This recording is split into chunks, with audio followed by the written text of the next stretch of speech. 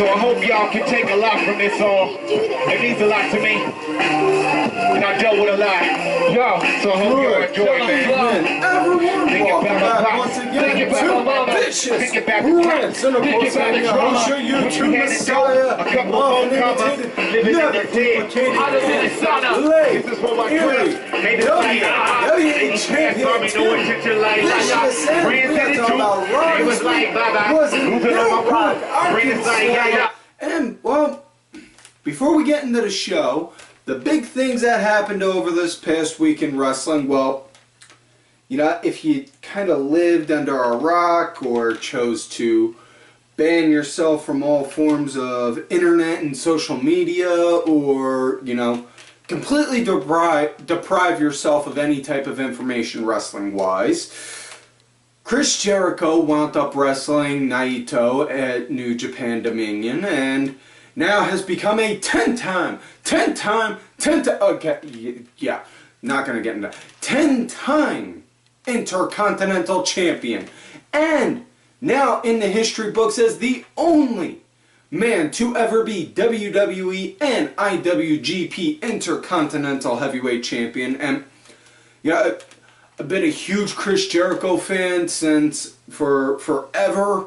I remember watching him in ECW and just thinking, wow, he was cool, and then seeing him in WCW and thinking, holy shit, wow, he's showing a lot more than he did in ECW. And then, well, don't have to say much else about on how great he was and still is when he performs in WWE. You know, Jericho very much ahead of the curve in being able to reinvent himself. You know, anytime he ever, you know, the second he's out of the public eye for even the smallest second, he figures out a way to come back and boom, come back in a different way. You know? I mean, good example on that with Chris Jericho. He made a freaking light bright jacket and a clipboard. He got a light bright jacket, a clipboard, and a scarf over. I honest to God wish I could be joking on that, but no. Now, aside from Chris Jericho, you know, winning that, the Young Bucks, they defeated, you know, LIJ, and now they are the IWGP Heavyweight Tag Team Champions. Very much so. Big congratulations are due to them for it. That was a hell of a match. But the biggest news that broke from that New Japan Dominion show, hands down, has to be Kenny Omega versus Okada.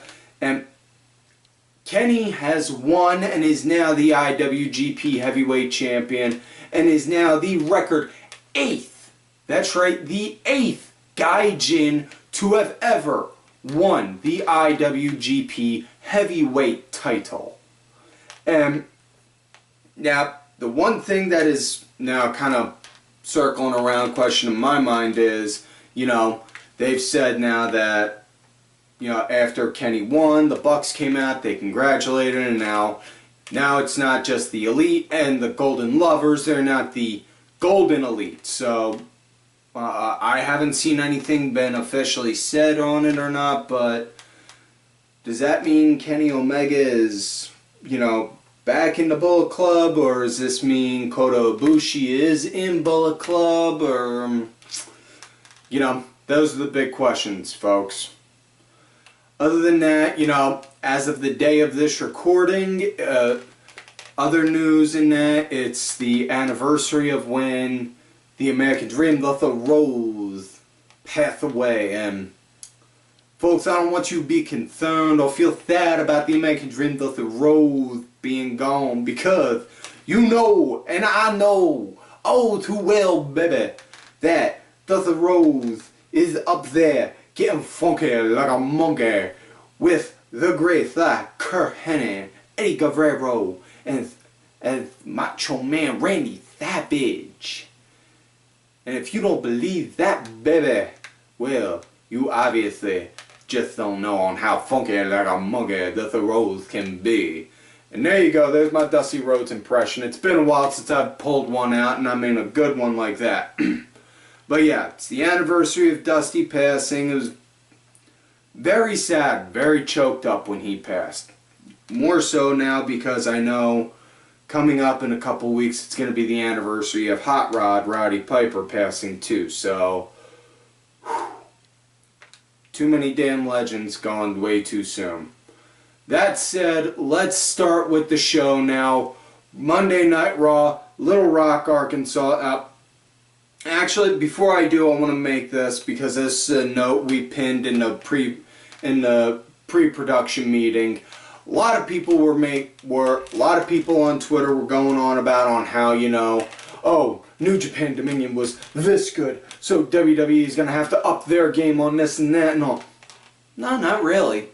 I mean, okay, I see where you're coming from with that argument, but before you go and try and, you know, get into a keyboard rage and try and, like, you know, call me a dumbass saying, they need to, you're just being stupid, not thinking that, this, that, and the other. Hear me out. Those are two different forms of entertainment. That's like comparing Formula One racing to skateboarding. That's like saying this Formula One racing event on Friday was amazing. It was phenomenal. It was the best racing circuit in the past 20 years. So now, this skateboard show that is 2 days later has to do much better. Seriously, they're both forms of entertainment. You know, it's... And I'm not telling the company line, so I don't want any of you guys to ever think that, because I call bullshit when I see it. But, don't go, you know, the hardcore New Japan fans are just that, the hardcore New Japan fans. The hardcore WWE fans are just that, the hardcore WWE fans. You know? And hands down, the three most annoying fan bases you're ever gonna meet. Frickin' Star Wars nerds, freaking comic book nerds, and wrestling nerds. And unfortunately, I'm a fan of all three, so I gotta deal with them kind of jackasses on a consistent basis the second somebody tries to spark any kind of debate. So, yeah.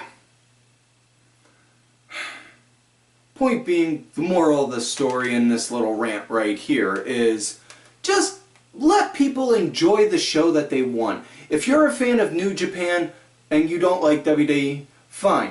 Enjoy New Japan. Don't shit on the people that enjoy watching Monday Night Raw. If you enjoy watching WWE but do not enjoy watching Japanese wrestling, then don't shit on the people that like watching Japanese wrestling. It's that simple. You know, stay on your own separate sides of the yard and enjoy the shit that you got. That said, now let's get on to the show. Raw, Little Rock, Arkansas starts out with all the Monday Night Raw ladder in the bank competitors for the men and women out there, you know, on top of ladders, in which case, again, back to Chris Jericho. Nobody did it better sitting on top of a ladder cutting a promo than Jericho, because he just sat there on top of the ladder with his legs crossed like this, holding a microphone, talking about on how he invented Money in the Bank ladder matches. He was, at that time anyway, a 9-time Intercontinental Champion, you know, an innovator in the ring, you know, and then wound up mentioning on how he won the Intercontinental title in the ladder match in Appleton, New York. That's real! But yeah. You know, they're all sitting up there cutting promos about on how who's going to win. Curt comes out hyping up, saying he would love to see somebody from Monday Night Raw, from the Raw roster, win. And then out comes Baron Corbin, who looks like he lost a bet and got dunked headfirst into a thing of nair, because now he doesn't have that receding hairline that goes all the way to the middle of his scalp with like spaghetti string hair, you know, much like Cesaro did in the Indies. And yeah, I'm not gonna lie, look, I'm a big Cesaro fan, but dude, what the fuck, that was a bad look for him when he was doing that. You know, just like that was a bad look for Corbin. Looks way better with the bald look, you know. But Corbin's out there like, you know, as the constable. Dude, fucking just... Somehow I got a feeling the constable was a Vince McMahonism with the, God damn, pal. We can't have him be... We got Curt as the general manager. We need to have him be some kind of an authority figure. What if he was a constable? Well, boss, what about making him security? The hell with security! He's a constable! They'll love it! Ha ha ha! God damn, that's good shit. Yeah, that's on how I imagine that went. But, yeah, he comes out trying to rub into Curt's face on how he's the eyes and ears for Steph and doesn't want to see any shit going down tonight that isn't supposed to. And then Curt said, well, I'm the general manager. I run this show. So it's going to run as I see fit. And then, you know, and everyone just started bickering at each other all back and forth. And which then led to the initial first match of the night. Women's Fatal 4-Way. Sasha Banks, Ember Moon, Natalya, and Alexa Bliss. Alexa... Okay, well, for whatever reason that, you know, it had me scratch my head, you know, when it happened. Alexa Bliss was out there for the opening promo. And then they went to commercial. And then they came back to go and start the match. And then Alexa had an entrance. And the entire time I'm thinking on it, I'm like, what the fuck? Where's the reasoning behind this? Like, what? Huh? And then it dawned on me. She's a heel. And not just a heel, a chicken shit heel that is full of herself. Hence why she consistently says she's the goddess. So, what would a goddess, a woman who proclaims herself as a goddess and thinks she can walk on water and her shit smells like roses do? Insist that she has her own entrance, even though she would march all the way back and insist on an entrance just to come out and have one, to rub it in everyone's faces. I got one and you didn't. That's, you know, I'm not saying I'm not saying that that's exactly on how that it worked out, but there's the reasoning behind it. Now, with that said, though, really good action. Liked on how the girls teamed up on Bliss right off bat, you know. It was really good action all around. Really happy. Really liked it. You know, I would have to say this was probably hands down my match of the... This was the This was the Vicious Rants match of the night. Definitely did like it. A lot of good action all around. Really was impressed with it. You know. Not only that, also saw my Twitter light up like crazy when Natalya picked Alexa Bliss up and gave her a frickin' atomic wedgie, just like seeing a whole bunch of guys like freaking out like, oh, Alexa Bliss ass! Like, dude, okay, yeah, she's really hot and she's got a nice ass, but I mean, god damn, ain't no need to jump like that. I mean, if you want to see a picture of it that bad, she used to do professional bodybuilder competitions, and I'm sure you could look up those pictures. Are we putting a little picture right up here, Wade? Are we? No? Seriously? The budget couldn't afford it. But you could afford... Okay, the budget couldn't afford to put a picture right there, but you could afford a flamethrower. This is the kind of production crew I deal with. Morons, I swear. I'm dealing with fucking morons for this show. Anyways, match was good. Match of the night. Match came to one thing I really did like on how they were working with Natty with her knee, you know, still hurting from last week. Did not like the fact that they had the big white bandage wrapped around her black pleather S&M looking trunks, but, you know, they could have done something else, like just get like one of those immobilizing braces or one of those like ace knee braces to put on top of it to sell that, saying, you know, she had to have a special brace on there. I just, you know, simple things like that, you know. But yeah, match came to an end. Natalya wound up getting a sharpshooter on Bliss. So yeah.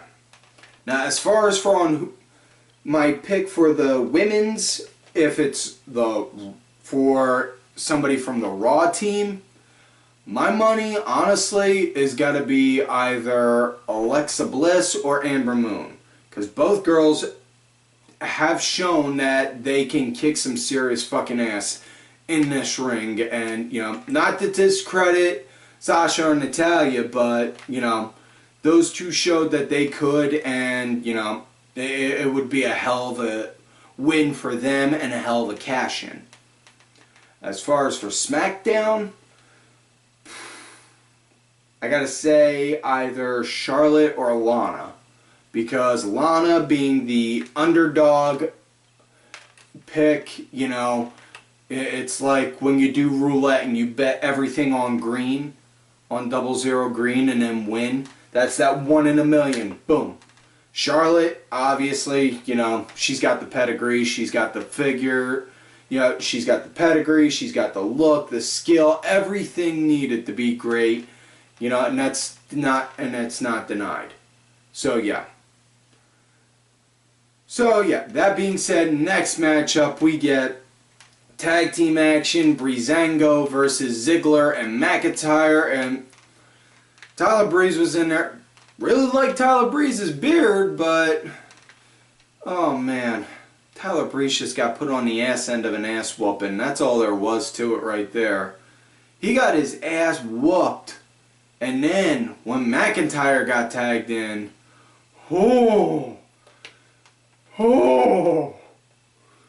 freaking Breeze and Fandango wound up getting their asses whooped that unmercilessly. You know, you got a freaking damn 6'5", 270-something pissed off Jack Scotsman in the ring. It's a recipe for disaster. So yeah, match came to an end. They hit a Claymore zigzag combo on Fandango Tango. Got the 1, 2, 3. That was it. So yeah. After that, they were saying this is a wake-up call to the tag division. They're not going to settle with people being compliant anymore, and this, that, and the other bullshit. So yeah. Now, next up, we get Jinder Mahal saying he issued out a challenge to Roman Reigns to come out and fight. So let's see if he shall do it. Out comes Roman, and then Jinder says, "Whoa, whoa, whoa. I never said it would be me you're fighting. No, but you would be fighting a true, great Indian. The one, the only, the great Sunil Singh." Oh my God, did he have everyone chomping at the bit, like ready to throw a chair at the TV, like, swear to God, if he says Great Khali,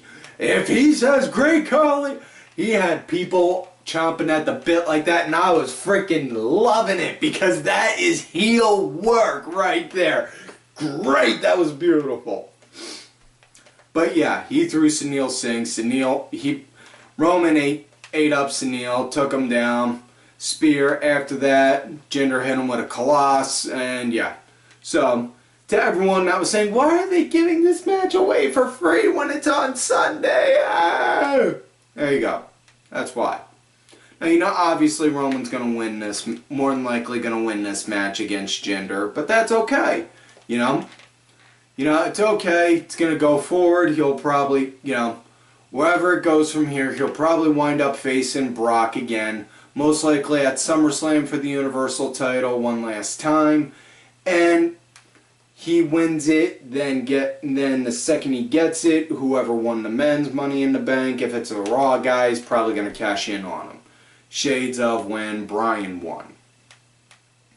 That said, now next up we get another tag match, and the B Team versus Rhyno and Heath Slater. Now I'm gonna just say this right now: if anyone that watches this show goes on WWE's site and buys a B-Team shirt, I want you to take a picture of it and send it to me on my Twitter at TimVicious, just because I want to virtually give you a brain duster to the back of the head and tell you, you just wasted 30 some odd dollars on that shirt, whereas you could have bought a 5-pack of white t-shirt, 5-pack of Fruit of the Loom t-shirts, get a Sharpie, and made your own damn shirts. That said though, as far as the match went, well, it was a piss break. B-Team won doing the double neck break, doing a suplex neck belt, or it was a neck breaker. And then after that, Wyatt and Hardy came out, cut a promo on how they have a title match coming up at it. So yeah. Next up, we get Bayley versus Ruby Riott, and as the Riott Squad's coming down, you see them backstage just tossing up papers, throwing chips in the air, and then seeing R.D. Evans and cutting off his tie. How could you cut off R.D. Evans' tie like that? Have you no heart? Anyways, Bayley, Ruby Riott. Bayley was leading the match right up until the break. After that, Ruby was in control. It was a decent match. It was good, you know. Fairly good. I dug it. You know, match came to an end. Ruby hit the Riott kick on Bayley, and then boom, that was it. After that, the girls picked Bayley up. They got a giant marker and drew a giant R on her. In which case, then we got the Riott Squad. Wah, wah, wah, wah. Oh, no. Sorry, I'm thinking different promotions. Sorry about that. So, yeah. Which now leads to a second piss break of the night. No Way Jose versus Curt Hawkins. Now, don't get me wrong. Like I said before, I respect every individual that steps into the ring to entertain me. However, which really got to work on some shirts. A however, shirt does actually sound like something that would sell. Anyways, while I respect the fact that you are doing that, that does not mean that I gotta like you as a wrestler. And man, honestly, I do not dig Curt Hawkins. He is I don't know, to me personally, Curt Hawkins is the epitome of why some indie guys should not get a WWE run. You know? Because, I mean, it just, ugh. That's the best way to describe it. You know? But yeah, No Way Jose won. He did a pop-up, like, right hook on him. So yeah, now Hawkins is 0-201. On the plus side, though, if Hawkins is ever released or his contract expires, you know, he could then take that losing streak into the indies and, you know, continue it, like, be like, I have the largest losing streak, and if I win, you know, we'll do this or that, you know, something like that. So yeah, now we go on to the main event of the night, men's fatal 4-way, Finn Balor, Bobby Roode, Kevin Owens, Braun Strowman, and now, the build-up for this match all night was Owens, you know, trying to make peace with Finn and Roode, saying that, you know, all three of us should team up on Braun Strowman to take him out for this match. Not just, not just for this match tonight, but so that way he's not in any good shape on Sunday. And, you know, they, for the most part, go for that. They all try to go and work on him, but Braun plows right through them. And then they eventually start getting the upper hand after a while. They start having to use a few ladders. But what really threw Braun off and took him out for a good part of the match was how they had Braun laying on the announcer's table. Kevin Owens climbed up and frog splashed him, boom, right on the announce table. Owens and Braun were out, so we had Finn versus Bobby Roode for a bit. So it was kind of funny when I was thinking about it as this match was starting. Like, all right, so stop me if you heard this one. We have an IWGP Junior Heavyweight Champion, TNA World Heavyweight Champion, and Ring of Honor Heavyweight Champion all competing on a WWE ring. And sometimes life is cool like that. You just get all these kind of little random things like that to happen. But yeah, it was between Finn and the little bit between Finn and Roode. Pretty okay, but honestly, as much as I love Bobby Roode, really good in the ring, man, I am not digging on how he is like this white meat baby face with the glorious bit. Much prefer him, and I'm not trying to sound like one of those internet smarky McSmarkertons that will just turn him heel. No, yes, he naturally turned heel because the people got behind him doing the whole glorious thing. But make him show why he's glorious. Have him be arrogant, you know. Take a page out of Rick Martel's book and waft arrogance towards everyone. You know, things like that. But yeah. You know, Braun eventually winds up making it back there. They wind up all trying to work on him again. Braun pretty much kills them all. Match comes to an end when Braun and Kevin Owens are the only two in the ring. Owens tries using a ladder to take him down again. Braun just grabs it off him, hits him with it, sets it down, and then hits Owens with a power slam on him. 1, 2, 3. That was it. So Braun Strowman won. Now, honestly, I could see Braun Strowman for the men's Money in the Bank for the Raw guys. Braun Strowman or Kevin Owens winning it. Because if Braun Strowman wins, I could see him openly saying, you know, like the next night on Raw, I'm cashing this in, I want Brock Lesnar at such and such pay-per-view. And then it leading to there. If Kevin Owens wins, I could see him, you know, doing like the normal heel thing and like wanting to go and take a page out of Seth's book and cashing in at the most opportune time to win to steal the title off of Brock. Now, as far as for SmackDown guys on who I think is gonna win, Samoa Joe, hands down. It's the only one I could think because logically, you know, from my logical standpoint on my end, I don't think there's anyone else badass enough to really be like, yo, who's gonna be a legit threat over no matter who wins, Styles or Nakamura. Who the hell you think's gonna be bad enough to be able to fight one of those dudes and actually be like, holy shit. You know? So yeah.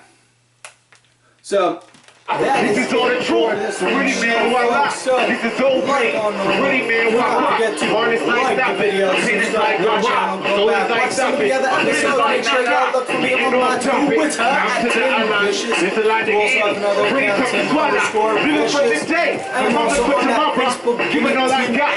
Like the last hoorah. Go. Do not forget to follow all of these coolest characters right here at Twitter. At some Molly, make sure to check out his newest project. Wrestling Review is all about British European wrestling. Can he go? That's a good well this Sunday and on then. Who is the executive producer for this show? Who can also provide the music for this week's show? Make sure to check out Mr. iTunes, Spotify, down below. Also, don't be afraid to hit all that for your shirt. Show me it from love and support. Crazy Red Fire and the Sword. Dad's Great. A weapon out for shame. Get ahead now. Give the touch of tank.